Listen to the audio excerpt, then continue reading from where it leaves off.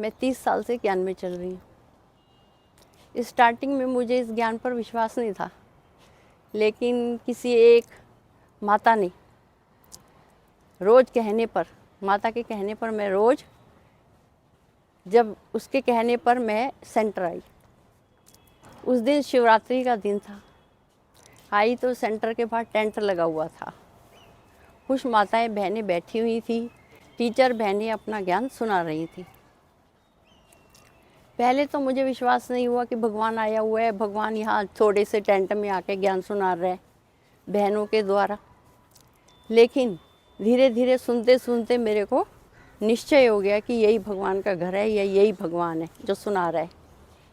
सुनाते सुनाते मुझे इतना अच्छा लगा वो ज्ञान कि मुझे विश्वास हो गया, और भगवान ने उसी समय मुझे इतना ज्ञान अमृत पिलाया कि मैं अंदर से बिल्कुल ठंडी और पवित्र हो गई और एकदम मीठी हो गई।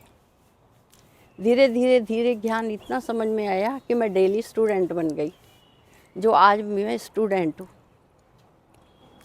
कुछ समय के पश्चात घर में कुछ ऐसी परिस्थितियाँ आई कि बच्चे छोटे थे, उनको पालने में मुश्किल हो रही थी।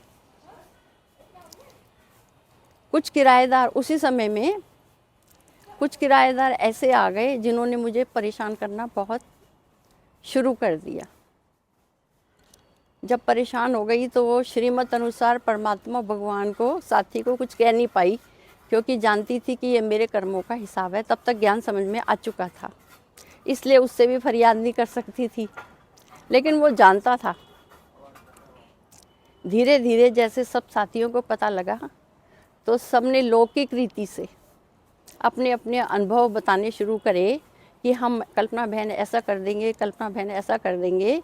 उनमें हमारे संजीव भाई भी थे, उन्होंने भी लौकिक रीति से उन आत्माओं को निकालने की कोशिश करी या मुझे सलाह दी या सुझाव दिया, लेकिन मैंने मना कर दिया। परेशान होते होते एक दिन बाबा ने मुरली में ऐसी टचिंग करा दी कि पूरा मुझे निश्चय हो गया कि अब वो पार्टी अपने आप चली जाएगी।